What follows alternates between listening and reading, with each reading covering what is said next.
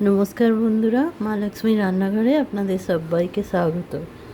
আজ আমি বানাবো পুর ভরা করলা বা ভরবা করেলা। সেই জন্য আমি এই করলার এখানে আমি 400 গ্রাম পরিমাণ করলা নিয়েছি। নিয়ে এর মুখটা এরকম অল্প করে কেটে নেব, আর এদিকটা যে সরু অংশটা এটা একটু বেশি করে এইভাবে বাদ দিয়ে দেবো। দিয়ে এর ভেতরের যে দানাগুলো এইগুলো এইভাবে এই পিলারের সাহায্যে আস্তে আস্তে করে ঢুকিয়ে এগুলো বের করে নেব। সমস্ত করলাগুলোই এইভাবে করে নেব। আর ওপরের যে এবড়ো খেবড়ো অংশগুলো আছে এগুলো হালকা করে একটু এইভাবে পিল করে নেব। সবকটা করলাই এইভাবে সাফ করে নেব গাগুলো, আর ভেতরের এই দানাগুলোকে বের করে নেব। এইভাবে আমি সমস্ত করলাগুলোর মুখ থেকে আমি দানাগুলো বের করে নিয়েছি। দানাগুলো আমি একটা সাইডে রেখে দিয়েছি, এগুলো আমার পুরের কাজে লাগবে। এগুলো সবই একদম নরম দানা। দুটো করলা থেকে একটু হলুদ হলুদ দানা বেরিয়েছিল, এগুলো আমি দেবো না, এগুলো বাদ দিয়ে দেবো। এবার এগুলোকে এখানে কড়াইতে আমি অল্প সামান্য পরিমাণে একটু জল নিয়ে নিয়েছি। আমি এই করলাগুলো এই জলের মধ্যে একটুখানি ভাপিয়ে নেব। আপনারা চাইলে এটাকে স্টিম করেও নিতে পারেন, সেক্ষেত্রে আরোই ভালো হবে। নিউট্রিশন ভ্যালুটা যেটা সেটা নষ্ট হবে না। আমি অল্প একটু জলের মধ্যে এটাকে একটু নেড়ে চেড়ে হালকা এর গাটাকে সফট করে নেব। বন্ধুরা, আমি যে অল্প একটু জল দিয়েছিলাম, দিয়ে এটা আমার প্রায় 5 মিনিট মতো আমি এটাকে একটু ভাপিয়ে নিয়েছি। এটা একটু সফট হয়ে গেছে, আর জলটাও অল্প একটু রয়েছে। 5 মিনিট মতো ভাপিয়ে নেওয়ার পর আমি এটাকে নামিয়ে নিয়ে ঠান্ডা করে দেবো।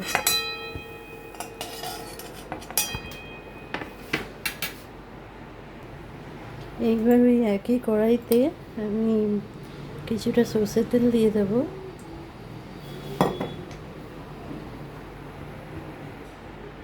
তেলটা গরম হয়ে গেছে, এখানে আমি দিয়ে দেবো এই 1 বাটি পরিমাণ চিনেবাদাম, বা যেটাকে আমরা মাঠ বাদাম বলি। এটা একটু নেড়ে চেড়ে ফ্রাই করে নেব। এবার এখানে আমি নিয়ে নিয়েছি একটা এরকম হাফ মালা নারকেল। এটাকে আমি পেছনের কালো খোসাটাকে ছাড়িয়ে টুকরো টুকরো করে কেটে নিয়েছি। নারকেলটা এর মধ্যে দিয়ে দেবো, এতটা দেবো না, অর্ধেকটা পরিমাণ দিয়েছি।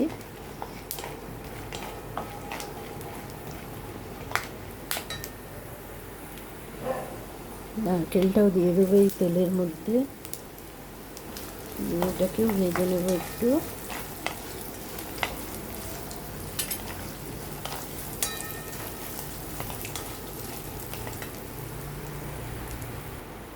এবার আমি এখানে কিছু মশলা নিয়ে নিয়েছি, যার মধ্যে নিয়েছি 2 চামচ পরিমাণ সাদা তেল, 1 চামচ মৌরি, 1 চামচ জিরে, আর 1.5 চামচ পরিমাণ ধনে, গোটা ধনে।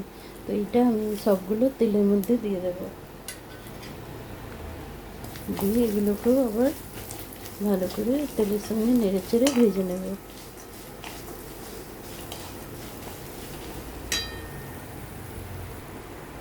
আর দিয়ে দেবো ওই যে করলার নরম দানাগুলো রেখেছিলাম, সেইগুলো এর মধ্যে দিয়ে দেবো।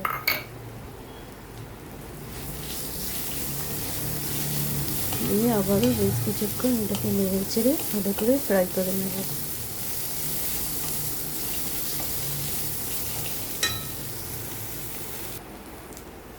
এই সমস্ত উপকরণগুলো বেশ একটু ভাজা ভাজা হয়ে গেছে। এবার এগুলোকে আমি একটা মিক্সিং জারে দিয়ে দেবো।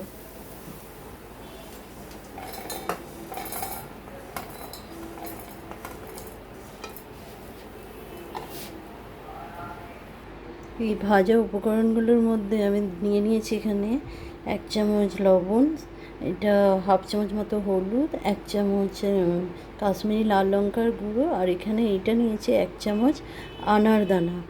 টক মানে হালকা খাট্টা ভাব দেওয়ার জন্য অনেকে এর মধ্যে তেঁতুলের পাল্প দেয়, আমি সেটা দেব না। আমি সেই জন্য আনারদানা দিয়েছি। দিয়ে দিলাম একটু ঝালের জন্য একটা কাঁচা লঙ্কা, আর দিয়ে দেবো 1 চামচ মতো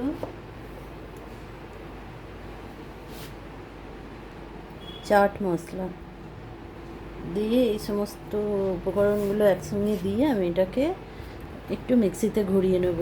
একটু তো গোটা গোটা মতন এটাকে একটু পিষে নেবো, একদম মিহি পেস্ট করব না।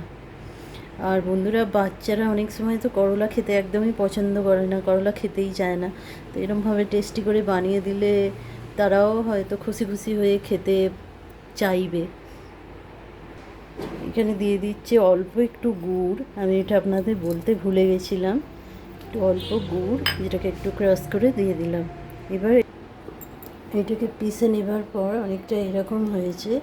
এবার আমি এটাকে একটা বাটির মধ্যে ঢেলে নেব।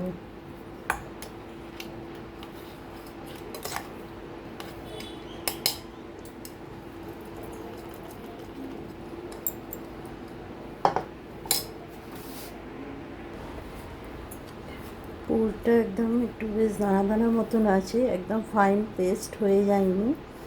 এবার এটাকে আমি নিয়ে অল্প অল্প করে এই ভাপা করলাগুলোর মধ্যে এর মধ্যে পুরগুলো ভরে নেব। এইভাবে একটু একটু করে ভরে নিয়ে হাত দিয়ে চেপে চেপে এর ভেতরে ঢুকিয়ে দেবো।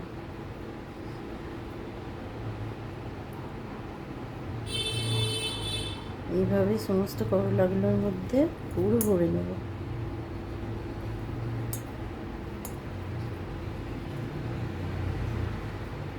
দেখুন, আমার একটা করলা ভর্তি হয়ে গেল। এইভাবে বাকি করলাগুলো সেম প্রসেসে ভরিয়ে নেব।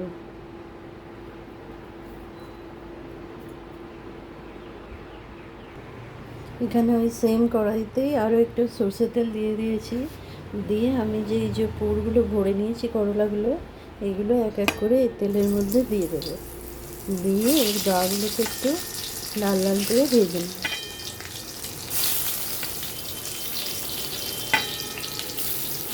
হালকা করে অল্প অল্প করে নেড়ে নেড়ে ভেজে নেব।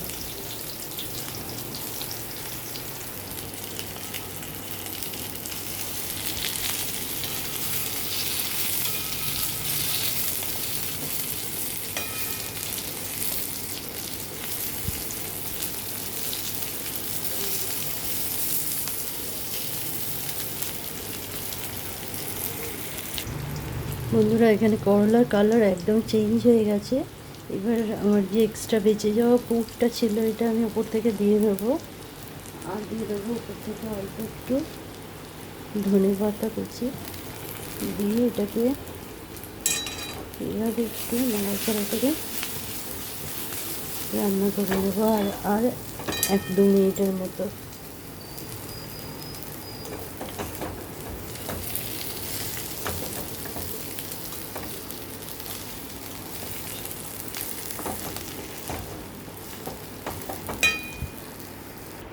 বন্ধুরা, পুর ভরা করলা বা ভরবা করেলা আমার একদম রেডি হয়ে গেছে। তো দেখে মনে হচ্ছে খুবই সুন্দর সুস্বাদু হয়েছে। তো রেসিপিটা যদি আপনাদের ভালো লেগে থাকে তাহলে আপনাদের পাশে থাকার অনুরোধ রইল। তো আশা করছি এই আপনাদের গুরুত্বপূর্ণ মতামত নিশ্চয়ই জানতে পারবো। এবার আমি আপনাদেরকে সার্ভ করে দেখাচ্ছি। দেখুন, যারা খেতে চাইবে না তাদেরও ইচ্ছে হবে একটা বাইট খেয়ে দেখার। তো আজকের মতো এ পর্যন্তই।